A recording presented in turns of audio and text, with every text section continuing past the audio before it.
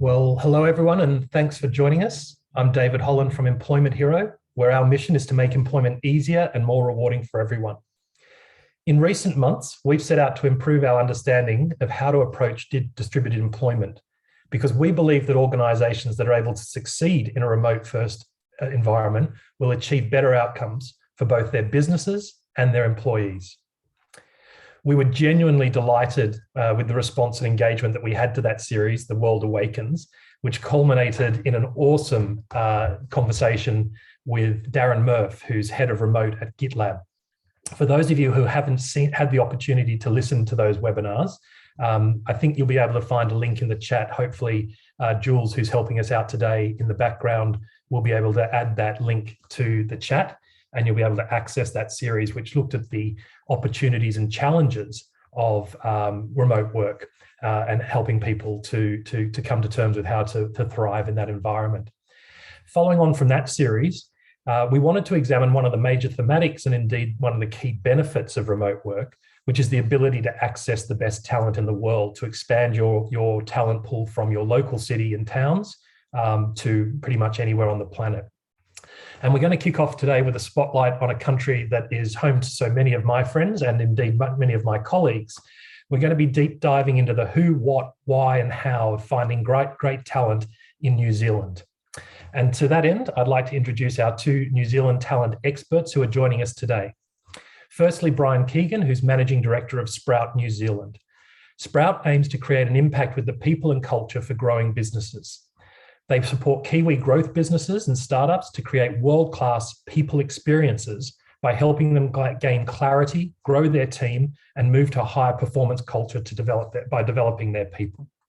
Brian has a wealth of expertise in recruitment from around the world. He's held leadership positions across APAC and has experience working in Canada. He thrives working across different cultures and environments. In many of these businesses, Brian was also given the opportunity to either start up a division, a location, or work on scaling the businesses. Secondly, I'd like to introduce Emma Southwood. Emma is the CEO of global remote talent platform Remote Exec and the director of New Zealand technology recruitment company 40 Foot. Being a serial tech entrepreneur, her mission is to transform the way we access talent globally. With an MBA and corporate strategy background in tow, Emma is committed to enabling businesses to thrive by securing the best talent. She's passionate about seeing companies across the world leveraging diversity to deliver game-changing customer solutions, from startups to large multinationals. Emma gives back by mentoring with tech women in her home country of New Zealand and speaking to technology rookies about realizing their potential. She spends her downtime enjoying the outdoors with her husband, two young boys, and a farm dog, Poppy. So Emma and Brian, welcome to you both, and thank you for joining us today. There we go. I think we can see everyone now. Terrific. So welcome, guys. In our recent series on remote work, which we called The World Awakens, we talked to a load of experts from around the world on their approach to remote working and distributed teams. Today's focus obviously is going to be on New Zealand and the opportunity to build teams there. But I'd like to start by getting a snapshot from each of you around, what's the status in New Zealand, where we're at with employers and businesses. I know parts of the country are currently still in lockdown and therefore forced remote, but I'm thinking more about the journey to true all remote. So Brian, I might kick off by asking you, maybe share a little bit more about what you do and Sprout and what you're doing in the market there and your background and give us a snapshot of what you're seeing in the latest trends around New Zealand teams. Cool, thank you, Dutchy, and kia ora, everyone. Yes, so I run a business called Sprout, and Dutchy did a really good job of explaining it. So essentially one of the things that we have done though is map the different stages of growth in business, and essentially through those different stages of growth, be they startup, scale up or growth, we help organisations push through those brick walls when it comes to people. So our goal, as Dutchy mentioned, is to impact people and culture for growth businesses. Personally and passionately, I'm a Kiwi, as you probably guessed by the accent, and I'm from Taranaki and kind of believe in New Zealand and the provinces, and I think remote working is an awesome way to be able to access talent that's all around our country. On the topic today of remote working, I guess kind of the first thing that I think about around that is Firstly, you're right, we've kind of got two kind of different economies operating here in New Zealand at the moment, one that's largely shut down. But outside of that, I think there's two camps. The first camp for me is the natives, and then the second camp is the traditionalists. And the natives, they're just born remote working. So often the earlier stage businesses, luckily enough, the businesses we work with, they live and have existed in this environment where they have people spread across the country, spread across globally, and for them, it's just a natural thing. It's like waking up. Then there's the other camp, and I would call these businesses a little bit more traditional. And as a result, they have greater challenges in terms of accessing remote work and actually making it work for their business. And I see that breakdown into two real key areas. One of them would be around trust, and I won't go into that in too much detail because I know Emma's really hot on that topic. But effectively, the ability to have eyes on the employees and just kind of releasing in a new way of leadership and management. So seeing that as a bit of a barrier. And then the second is the setup. So both the technical setup, one of the challenges in New Zealand, I live on the fringe of Auckland. Today I've had to go and find an office. I don't have fibre. And so not country enough to get access to remote broadband. But not city enough to get access to fibre. So you can't just assume that somebody in Auckland will, have great connectivity. So, so factoring in some of those things, and probably if I had to say a third area that worries kind of that more traditionalist employer is a sense of worrying about inequality. So if we give somebody access to remote working or the ability to work either part-time or full-time from home, what will our existing team think about it? So, and the answer around that is thinking more about the change journey that you take people on board. But so that's kind of probably what the first themes that I see from an employer perspective, Dutchie. Yeah, thanks for that. Look, we might come back to that equality point and the concept of hybrid working, either a hybrid employee or hybrid teams, where we talked a lot in the World Awakens series about how to manage a team that's on site. So construction, hospitality, retail, with the back office staff who are all working remotely, and how that was seen as a perk. So I might come back if we have time and get your thoughts around how to manage that. But thanks for those opening remarks. And Emma, from your perspective, what are your key sort of thematics that you're seeing on the ground in New Zealand today around employment and remote working? Yeah, thanks, Dutchie. And to echo what Brian has observed, I think we're seeing a monumental shift in the talent market in New Zealand to adopt this concept of not being co-located in the same office. And that has been completely accelerated by this COVID world we're living in, right? All of a sudden, we are all remote today. Our co-workers that we used to sit next to in the office are remote. And I think that has really sped up this process of acceptance that working from home is not necessarily a perk anymore, it's just our reality. And so in the businesses that I'm involved in, 40 Foot is a technology talent company. We are involved in helping Kiwi businesses access IT talent, whether that be onshore or through our remote team in Lebanon. We have 300 developers located in Beirut, and we're seeing a huge step change, I would say, in the acceptance of remote teams being an option, whereas previously I think the go-to was, no, I want them to be permanent team members based in my office here in Auckland. That's no longer so important to businesses. And I think that what I'm seeing is companies that were previously really not keen are now open to the concept or taking it up and seeing it as a really viable option. Remote Exec is a company that I have also just recently taken the helm of, and Remote Exec is a platform where companies can access executives or experts by the hour. So rather than having to hire a chief operating officer or a CFO on a 3-month contract or a 12-month contract, you can access that expertise by the hour. And so I think there is a global movement, and certainly in New Zealand, that with this closing of the borders, all of a sudden we just don't have the people within our 4 walls here in New Zealand. We've had to think a bit more virtually around how we access talent. Yeah, look, I want to press you on a remote exec in a minute. I want to find out a little bit more about it, but just want to come back to that comment that you made, and I'm going to put you on the spot here and ask you for some numbers, that if you're willing. You mentioned that you feel that a lot of businesses now have accepted that the reality is post-lockdown there will be distributed teams, remote working. Here in Australia, we're seeing numbers like 90% of employees would like to work remotely at least some of the time. We're seeing numbers around the sort of 30 to 40% on the employer side who are very open and willing to adopt those practices. Have you got any data, or are you prepared to put a proportion of Kiwi businesses that you think, going into 2022, post lockdowns, full vaccination, living with the new reality around endemics, do you think that half New Zealand businesses will adopt remote, and we're talking about knowledge industry, obviously hospitality, construction, etc. What's your feeling around that? Look, I think that they're going to have to, and this is what I'm seeing in New Zealand market. And look, Brian will be able to give his insights as well. But what I'm seeing is it's totally candidate driven at the moment. What candidates want, they're getting.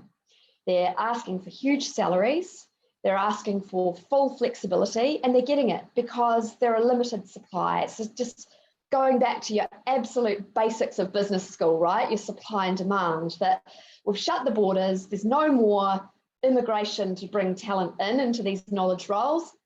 Whoever's here is on the bus and they're getting whatever they want. So I would say that on the whole, I would say 60% potentially of New Zealand businesses are full openness to work from home, but there's still a lot of reluctance. And I think the businesses that are reluctant to offer flexibility as part of the employee value proposition, they're going to lose. They're going to lose against their competitors because other employers are embracing it. And once you've given someone flexibility and they've built up their life, their kids, their family, how their family works and how their life works with that flexibility, very difficult to then try and attract them away from that workplace to come and work for you if you're not going to offer them the same. Yeah, it's a thematic we're seeing across most countries. Okay, so I do want to talk to you a little bit, but we'll move on to the core recruitment conversation and finding and hiring great talent in New Zealand in a moment. But before we do that, I just want to ask you both about tools and equipping yourselves either technologically or culturally or operationally to be able to manage distributed teams across the channel or across the world. I want to talk firstly, Emma, about remote exec. Can you just maybe just expand on what you're saying from a very practical perspective? If I'm a business in Australia or Singapore or Malaysia, and I'm struggling to find a CMO, a chief marketing officer, how would I use remote exec to solve that problem? Well, remote exec is set up to that's the exact problem that we're set up to solve, whereby you may not necessarily be in a position to hire someone full time, or even, a recent example I had was a company that came to me as a recruiter and they said, I want a head of marketing and I want that person to do a strategy, and I also want them to update our LinkedIn. And I don't know if that example probably rings true for you, but it's like asking an architect to also go and do the pickups from the local Bunnings. Someone's not necessarily going to do the full spectrum in that one role. And when we drilled down, what they really needed was probably a 4-week project of someone with that strategic head of marketing, chief marketing officer mind to come in and scope what was required ongoing.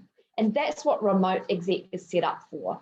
come onto Remote Exec, have a look at the talent on the platform who have made themselves hireable through the platform by the hour. Awesome. Right. I think that's a really powerful tool, and I have had a bit of a look at the website, and I think it's something that certainly that when we were an emerging business with probably 10% of the staff we have today, some of those big key roles that where we needed strategic people but couldn't necessarily justify a big experienced global CMO would have made our journey a bit easier. Brian, in terms of tools and equipment, what are the biggest things that you think need to be set up for success? You mentioned internet connectivity, so I'm not letting you have that one again.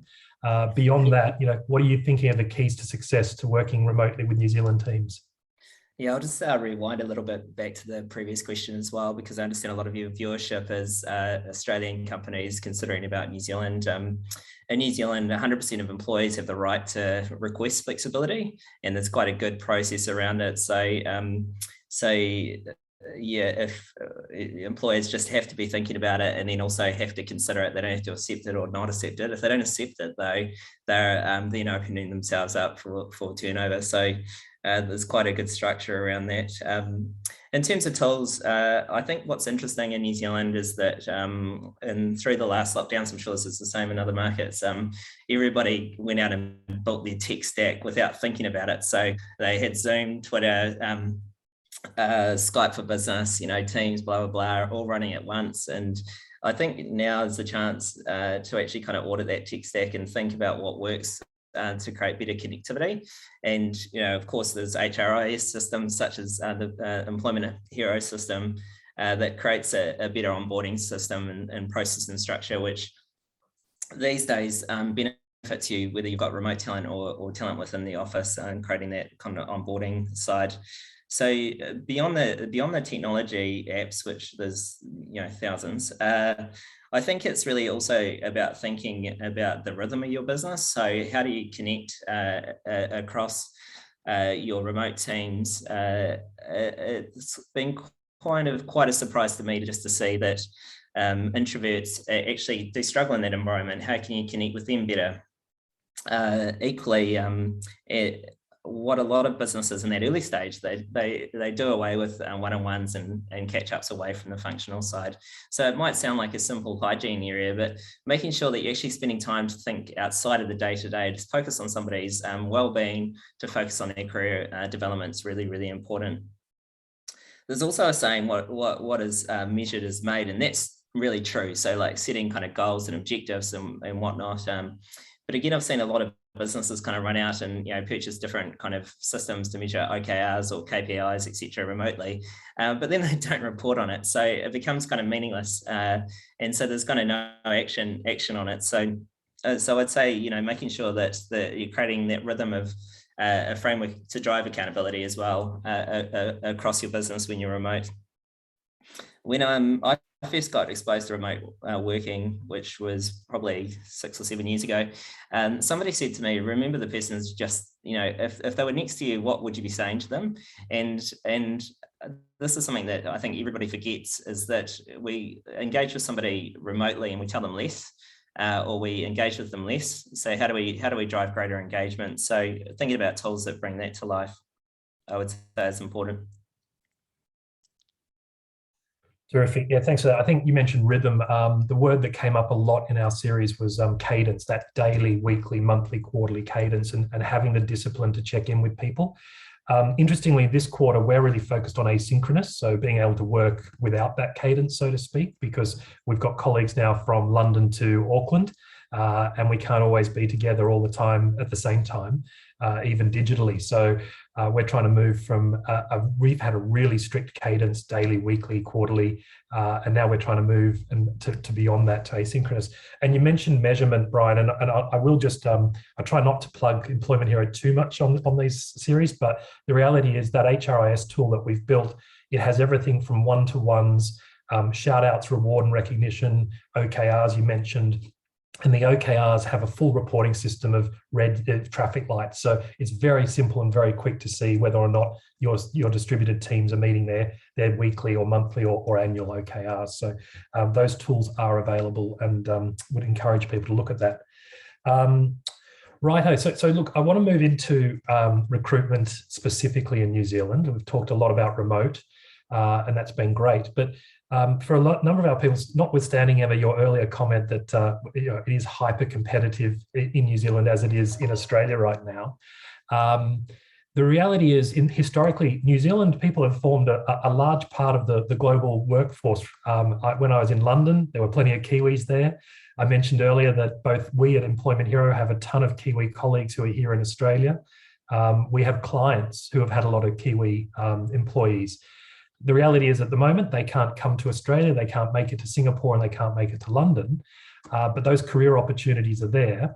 So we want to have a little bit of a chat about how global employers can still tap into that awesome Kiwi talent base. Let's start by talking about the New Zealand talent market. Emma, I might throw back to you first to pick up. You mentioned it was hyper competitive. I suspect in key industries like technology. I don't know about sales and things like that. Do you want to just maybe talk a little bit more deeply, specifically about what you're seeing in the New Zealand talent market, any unique quirks or key differences that are unique to New Zealand at the moment? Well, I think the main one is that New Zealand, being an island nation, has chosen to pursue an elimination strategy for COVID.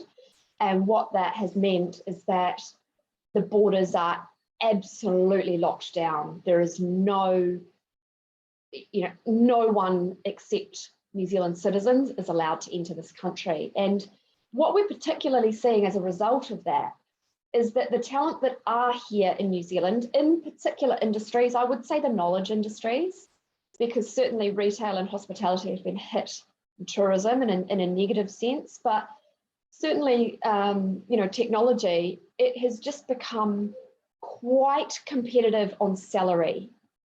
And what we've been seeing is that candidates are observing this and asking for astronomical salaries that go quite far beyond the norm. And in some ways, that's forced employers to think laterally and think about different options for how they access talent, because all of a sudden, the perception that it was cheaper to hire someone permanently, that may not necessarily be true. So I think the talent market in general is very tight, is very competitive. But what we're also starting to see is candidates who have potentially come out of those other industries like aviation, tourism, retail, hospitality, who have been particularly impacted by COVID restrictions, starting to reskill or want to switch their skills over to new industries. So I would really encourage people that want to hire to don't just look at someone's CV in New Zealand. You might have some really talented people coming out of some other industries. But certainly if you want to hire anyone from the knowledge industries or technology, you will have to compete, and you'll have to compete on salary and stability. Okay, so let's flip that around, and I guess we're seeing that in Australia a lot and Singapore too. But if we flip that around and say, from a career perspective, employees, perhaps they're already in knowledge industries. Great point about people reskilling from other knowledge industries, particularly engineering, into new roles. But if we say from an employee perspective, is there a willingness amongst Kiwis who might once have considered a 5-year career in London or Sydney or Brisbane? Are they actively looking for those to work for those companies, and is there a way for businesses in those countries to access that talent? Look, that's a really, really great point. And I don't believe that there is an actual tool for doing that, where you can go on and say, I want to hire a Kiwi, let me have a look at that. With Remote Exec, we are actually working on a partnership with Kia. That is a New Zealand organisation who have Kiwi talent all over the world, and that will certainly open up that group, that talent pool, if you like. But I think the main point to note is that Kiwis are hopeful that the borders will open at some point and the world will open up. But certainly in the meantime, I see that there will be a mass exodus when that happens. I think Kiwis are open to other countries and other opportunities. I think it's quite perceived now as quite restrictive to people's careers that they can't leave at the moment. And I think that there will be certainly an open-mindedness for taking up those opportunities as soon as they can. Yeah, and one of the trends we've seen generally, not just in New Zealand, but generally is people are employing their key talent from around the world at the moment, often via, for example, the global team solution that we offer, which is a global employment solution to allow you to employ people in their home countries, even if you're not present there. And a lot of those people are taking those professionals on with a view that maybe next year they'll actually be able to relocate to the company HQ if that's the way that business is going. I think a lot of them are taking them on with a view to having permanently remote staff, but that's interesting. Brian, I want to come back. I'm going to give you a slightly practical example. If I'm, say, a Singapore Australian or a business outside of New Zealand, and I'm looking to launch my service in New Zealand, and I need to put a sales team together, maybe a local marketer, maybe a country manager, have you got any advice for businesses as to how they might start that and go about that? Yeah, definitely. And just to extend off what Emma said as well, like I totally agree with the demand for talent versus the lack of supply. The kind of bizarre thing though is through kind of pandemics and the like, often you'll see like security increase as a core driver for employees. And so we're still seeing that security's increased, demand has increased and supply has decreased. So it's kind of a little bit of a perfect storm. So, you know, when you're actually adding, looking to enter the market, you need to think about that security and stability. And one of the ways that I think is good to think about New Zealand when you enter New Zealand is arguably our national sport is rugby. Well, I think it is.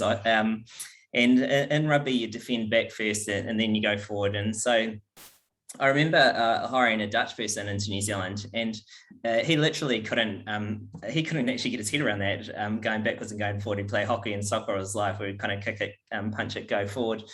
And I think that's a good analogy for building your business here is to build strong foundation first and strong trust amongst that kind of founding crew, so that then they can actually go forward, attack the line and grow your business.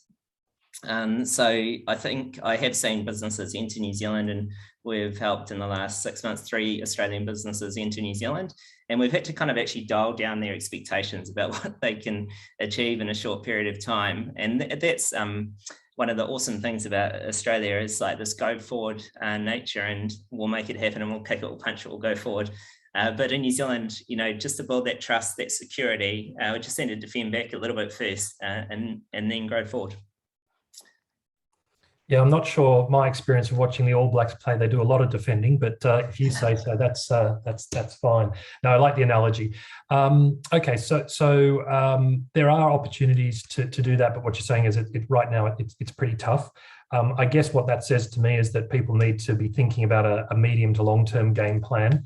It's not the sort of thing that you just wake up one day and decide that you want to land in New Zealand and expand. That it needs requirements to plan that out and think about it. In terms of the recruitment side of things, something that I've heard you both mention is, okay, so there's the cost element, and I've seen some comments in the chat. Incidentally, I should mention at this stage, there is a Q&A section. So anyone who has questions for Brian or Emma, please pop them into the Q&A and we'll be curating those later. But I am watching the commentary in the chat. I think we're seeing in New Zealand similar trends around that we're seeing here in Australia and indeed Singapore and other countries, where the demand for certain industries right now is through the roof, not just because of the lack of mobility, but because of the huge growth in technology and sales around the world. So we're seeing that. But we do, from a recruitment and landing and expanding in New Zealand, you've got to make that commitment and plan it and work at it. You can't just simply walk in to Auckland Airport and round up a few people and put a team together anymore. Okay, cool. All right, well, in which case, I want to move on a little bit at this stage and talk a little bit more about once we've got that plan in place, once we've got that idea and we know what we want to do, whether that's, you know, attract that great sales team or indeed tech team or whatever team it is you're trying to put forward.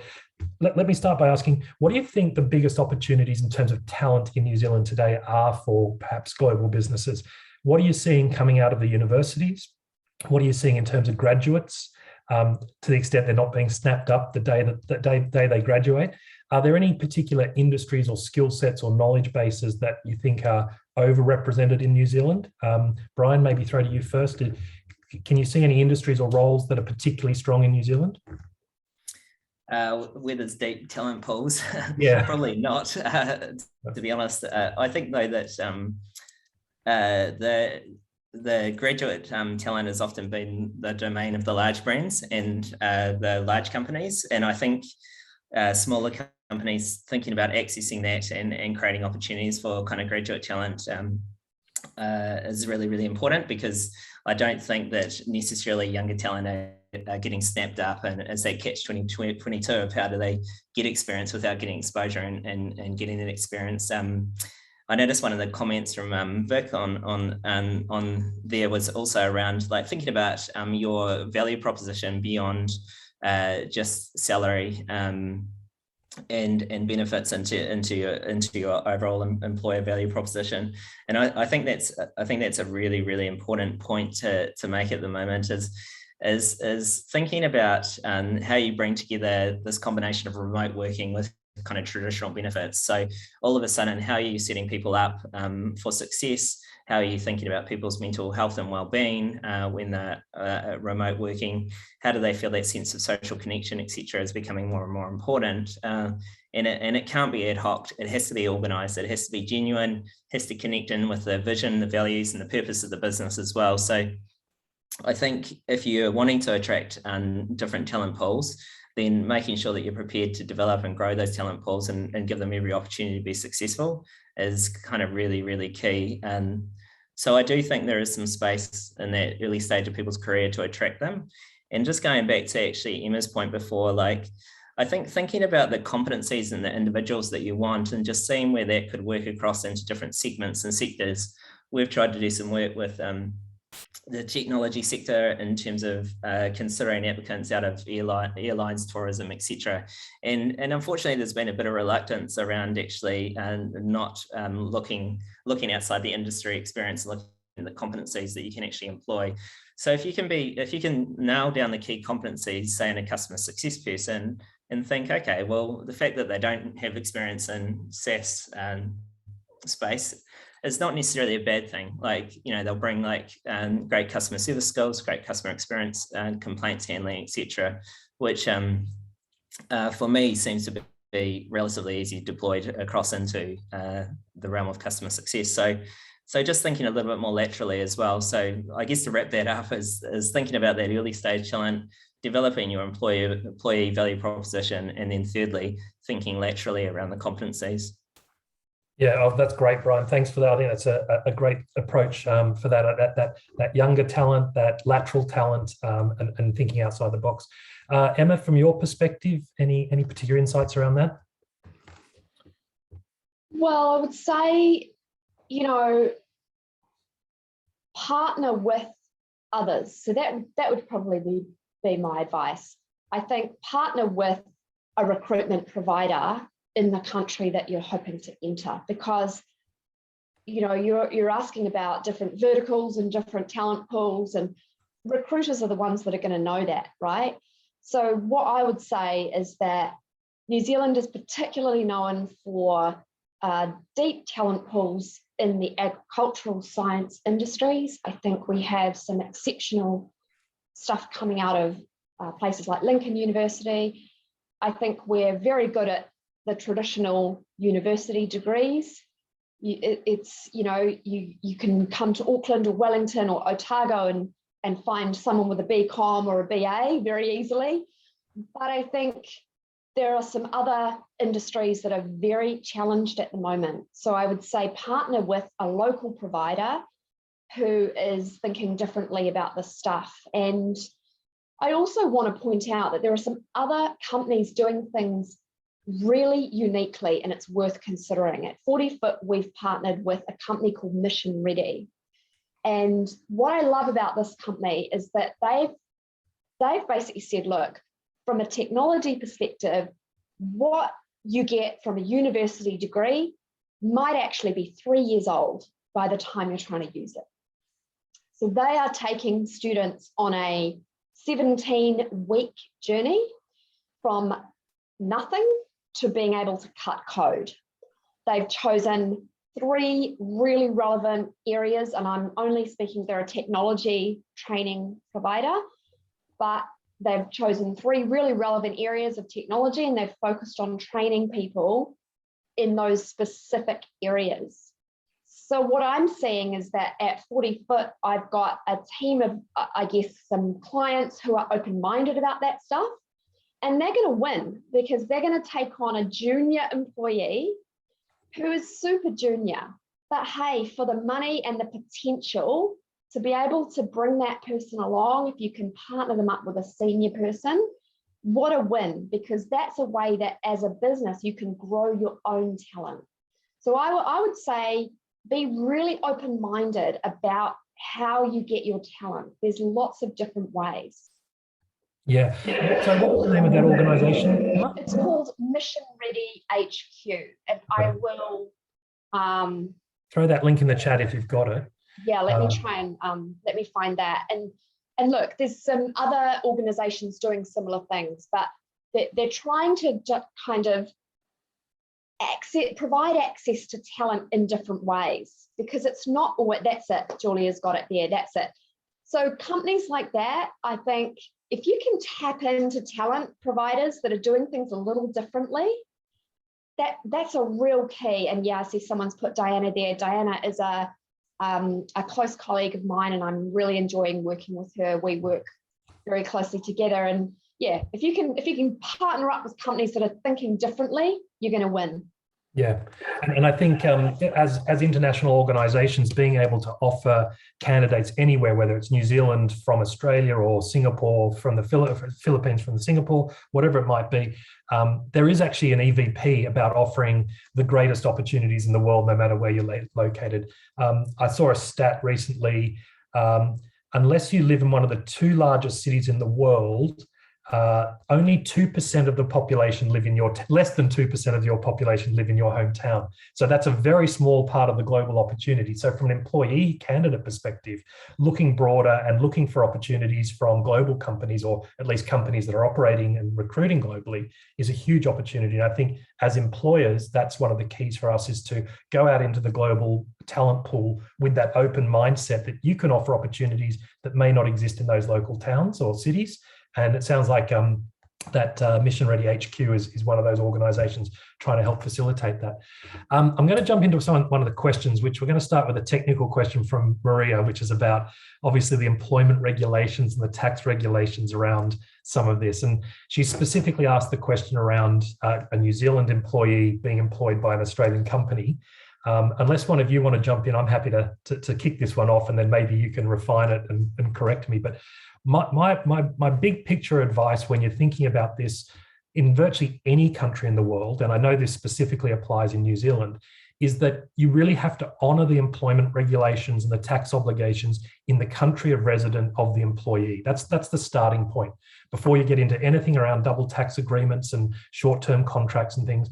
Ultimately, most countries in the world expect that the people who are physically located in those countries and working in those countries are employed under a local employment contract or contracted as a contractor, and that any obligations around taxation, including the pay-as-you-go withholding taxation, pension and superannuation obligations, and indeed other employment-related benefits and entitlements, those obligations in that employee's countries of residence take priority. So to answer the specific question, Maria, if you hire someone in New Zealand from Australia, you have to honour the New Zealand obligations from the New Zealand tax authorities and KiwiSaver, the pension plan, and other things like that. Brian or Emma, is there anything to add or refine to that? Yeah, look, we do the reverse of this at 40 Foot. We hire, we've got a global to local program where we hire perm offshore and then contract them until they arrive on shore. I would just add that there are ways that you can, enable them to just be a contractor, right? But you really have to be mindful, as you say, David, that they actually are they're got to pay tax in that country. And if you don't enable them and help them to do that, then you're making it a lot harder for them in the long term. So absolutely, if you can hire them and honour all of those regulatory curly issues, that's absolutely the way that you have to do it. Yeah, and I'd say that, again, I'm going to generalise globally, but I know this is the case in Australia. It's much easier for regulators like the tax authorities to come after the employer rather than the contractor, or in that case, as the employee. They'll come after both, but they'll come after the deep pockets. And I do know that there's a number of companies that we've worked with recently who are based overseas with people in Australia on contracts who are actually being made aware by their lawyers and advisors that these people aren't contractors, they're actually employees. They have obligations themselves. And if those obligations relate to employment, taxes, superannuation, that if those obligations aren't met, then the potential for the employer to be on the hook is there. And again, at that point, I'll just mention that's exactly what Global Teams, the Employment Hero solution, is aimed at resolving. We're able to take care of all of those local employment contracts in the country of residence of the employee.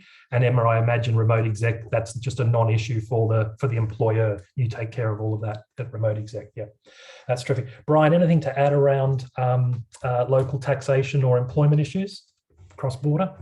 To do your homework, and I think that every market's different, and having personal experience of working in an Asia Pacific role, previous to that working in a Hong Kong role, and then finding out that the times that I'd go and work in Hong Kong, I'd need to structure tax for that time. It's actually quite stressful on the employee as well, I would say. So I think, doing that work up front, but your business sounds well equipped to help with that. So I think it's a really useful level of support. Yeah, and whether you're an existing Employment Hero client or not, we're able to offer that service. So get in touch if that's something helpful. Thomas has raised a good point. This actually is going to open up, I think, the future of this series, to be honest with you. I'm just going to read out Thomas's question. Do you think there is an opportunity for companies in Australia, New Zealand, Singapore, which are high labour cost? I'd also add to that talent short of talent, to help them remotely hire in Thomas has said lower labour cost countries. I'd like to think of it as labour rich countries, as in terms of lots of labour available, places like Indonesia, Malaysia, and the Philippines, where there are large pools of skilled and English speaking job seekers. I know what my answer to that is, but I'll give you guys the first chance to talk to that. And then I think we'll see some future episodes around this exact topic. Brian, are you seeing that from New Zealand? Yeah, I think again, this is just something that we've gotten onto quite a while ago, that there's great talent, great Eastern European talent as an example that can support from a development perspective, or out of Vietnam as an example, and there's different businesses accessing talent here, there and everywhere. What's been really cool though is just seeing in more recent times is the efforts by New Zealand employers to make sure that those that are remote and those that are offshore are really treated as part of the team, and build into their benefits, thinking about how to connect and how to grow talent globally as well. So I think it's just part of the toolkit. Emma touched on it before, thinking how do you grow your business productively? How do you access talent when it is such a tight market? As you said, I think they're value-added economies to be able to support our businesses' growth here in New Zealand, and gain technical expertise that you at times can't access here. So if you're not thinking that way now, then you're probably going to get left behind, I would say. Yeah, thanks. Emma, did you want to add anything about other parts of the world that you're seeing Australian and New Zealand employers engage with?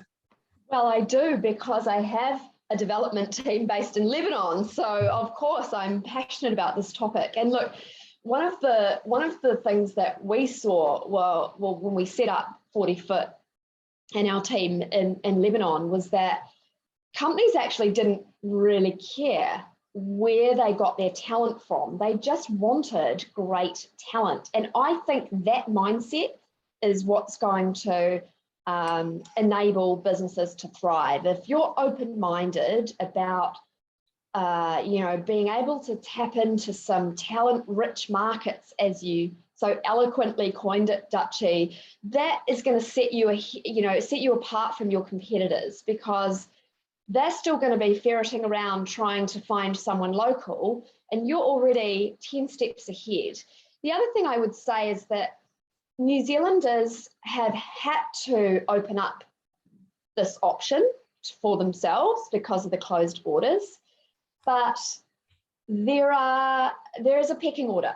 So, for example, if you are a Kiwi business or an Australian business and you want to hire a team based in an offshore location, I would encourage you to start now doing your research of who you could partner with that mission, because these big companies offshore have really big resource requests from the States, from Europe, from Asia, and you're going to be bottom of the barrel. If you're going in there and you're saying, I'd like one developer, please, they've just got a request from Nike for 500 developers. So my encouragement would be, find a provider local to you who can help support you to access the talent that you need, regardless of where they're located in the world. And that will get you a foot in the door. If you leave it any later, you're going to be competing, and that's going to be really tricky. Yeah, I think 100% agree with everything you said there.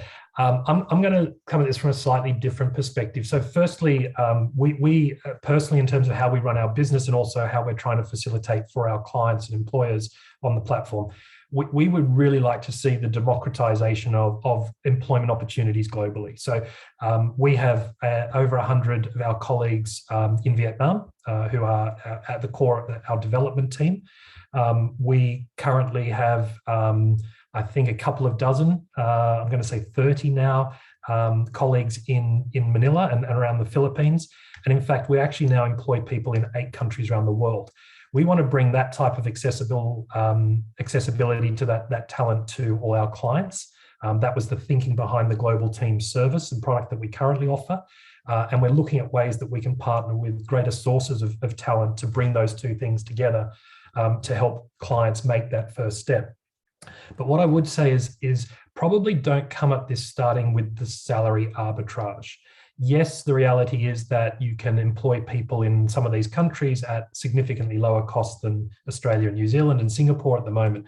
But I think if you come with the mindset of looking to build a great team, and that you'll set yourself up for success. And so some of the key things we emphasize, and Thomas in fact touched on some of these, obviously language. So if you're operating in it with an English speaking team today, then making sure that there's good English skills. Education, clearly one of the reasons that we're attracted to Vietnam for our engineering team is that they have some of the greatest universities for technology graduates that we know of. So, similarly, we're seeing huge increases in the output of graduates in the Philippines right now. So look at the education and availability. And the third thing is cultural. And this is where I think if you start with the cost arbitrage, you're going to go wrong, because the reality is that we're all different culturally. The reason I wanted to kick this series off with New Zealand is, with all due respect to my Kiwi friends, the similarities. We have more in common between Australia and New Zealand, say, for example, or the UK, than we have different. So it's probably easier for an employer who's thinking about starting their remote recruitment journey to think about New Zealand, notwithstanding the talent availability there. But when you start to go into countries like Indonesia, the Philippines, and what else did Thomas mention, Malaysia, you do need to invest in setting that team up for success. Now, whether that's providing extended English training, which we've done for some of our teams, whether it's longer induction into understanding the purpose and the mission of the business and the why, or whether that's actually increasing the rhythm and cadence of your communication with them daily. There's definitely an investment to be made. So if you look at the salary arbitrage between Auckland, Sydney versus Manila or Jakarta, just remember you do need to invest in some of that to make that successful and set up for success. But I will end that part of the discussion by saying, absolutely, they are a talent-rich environment in all those countries and more. And Thomas, we will look at potentially setting up a similar episode to this with some experts on the ground in those countries and talking about how you go about that. But I wanted to start with New Zealand because I feel like it's something that we're all very familiar with. There's another question come in. Sorry, was there any other? I think we probably answered that question fairly fully. There's another question that's come in, which I'm going to throw to you guys. It's about salary parity. I don't quite necessarily understand it. Salary parity between New Zealand and Australia has not always, and even currently has not been equal. I think it's probably closer than it's ever been, Emma. Is that a fair point, the parity between Australia and New Zealand? Yeah. Yeah. What are we seeing as HR recruiters in terms of that gap closing, particularly in the professional? Oh, okay. I think I might have just sprung the answer on you. So the New Zealand Australia salary difference. What are we seeing at the moment? It's non-existent at the moment, and it's the only time in my experience that it's been so equal. I think that the talent shortage in New Zealand is just driving those salaries way up. And traditionally, I think also the Aussie dollar being stronger has resulted in just an overall, and cost of living being more reasonable, has resulted in an overall perception that an Aussie offering is better. I don't necessarily think from a financial perspective that that's necessarily true at the moment, although I think from a potential and an EVP perspective, I think Australian opportunities have always been perceived and continue to be perceived as really desirable. Yeah. So look, I want to use this as an opportunity to jump to some questions around EVP, which is employer value proposition, because I do think that what distinguishes here is so I agree with everything you just said, Emma, about Australian cost of employment. I mean, we're basically saying that both the countries we're based in are seeing an increase in salary, and that the gap between them is negligible now. But I think if I'm an employer based anywhere in the world looking at New Zealand and saying, I know there are great graduates, I know there's great talent, all those things that you and Brian touched on earlier, and I want to access that, the employer value proposition comes into play. And somebody's mentioned that the US do this really well. From a Kiwi perspective, if I'm a New Zealand tech developer, 5 years experience, looking at an opportunity, I've got a local offer, what are the things that as perhaps a global business I might want to bring to that offer that aren't necessarily salary related, that could be particularly attractive to a Kiwi employee? Any thoughts around that?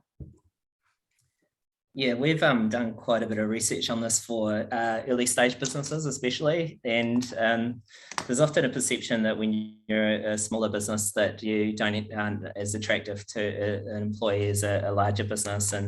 And I guess more and more I believe that not to be true. And I think that what is important though is thinking about why you can be attractive as a smaller employee. So I think if I break this into two things, one, like kind of generic aspects of being a small employee and how it relates to the current future of work, and then separately, like tailor-made benefits that exist for companies. So on the benefits for smaller growth companies and businesses setting up into New Zealand, really getting clear on your purpose is really, really important, and why you exist as a business. And I think one of the things is that in the past, employees used to want to climb a ladder, and now they're more akin to climbing a jungle gym. So thinking about what are the career opportunities you can move across through an organisation, and just because you're small doesn't mean there are not different paths that you can take. So thinking more and more about that, and actually thinking about when to Emma's point before, like if you've got a really senior level marketing person, is it the best time to be doing PowerPoints as an example? So thinking about your employee model as more of a smartphone and being able to access kind of different apps that you can plug into your business, it can actually aid your productivity. I used to work for a Fortune 500 company, and I did my own PowerPoints, and it took me days to do them, and I'm terrible at them. Now I work for a very small company that's bootstrapped, and I outsource them, and it's one of the best decisions I've ever made. Enables me and our team to actually get on with helping the businesses we serve. So those are kind of generic things. I think what's really, really important, and again, where small businesses are really well placed, is to be able to think about the individual and build the EVP around the individual. And things that are really hot in New Zealand at the moment, and we're currently amidst the Mental Health Awareness Week, is around mental health and wellbeing. So what tools, apps, conversations are you integrating into your business around your EVP? So to give you an example, I've seen businesses that have tools down days. I've seen businesses that are creating health days where the employees can go to the doctor and dentist and whoever else they need to do. So thinking about that as we've kind of gone through a period of uncertainty in terms of our global health and how you can incorporate that into your EVP is really, really important as well. So yeah, all right. I'm just conscious of time. Emma, did you have anything you wanted to add there? Otherwise, there's one last question I'd like to get onto. EVP, Emma, is there anything from an EVP perspective that you think is particularly appealing in New Zealand? Tickets to watch the All Blacks thrash the Wallabies, always a winner.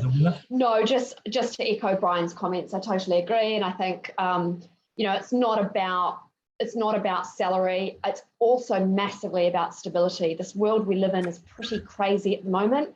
So think about how you can offer interesting work, a stable contract. It's not necessarily going to fluctuate with lockdowns and border restrictions, and enable the person to have a life outside of their role, enable them to be flexible. And I think you'll have a loyal employee. Awesome. Well, look, I don't know how this has happened, but we've actually run out of time. One last question from Thomas was about people with disabilities and other perhaps medical issues. Firstly, and remote work. Firstly, I'd say check out the episode of the World Awakens with Juanita. She talked about that. But interestingly, one of the great advantages of remote work is that for people who have potentially health issues and others who have different disabilities, remote work is actually a great leveler. And I think as part of expanding your talent pool as employers, you should absolutely be looking at people who perhaps weren't able to commute to an office every day and are better empowered and enabled to work from home as part of your solution there. At this point, we have used up our time. So Emma and Brian, I want to say a huge thank you for your time today and your insights.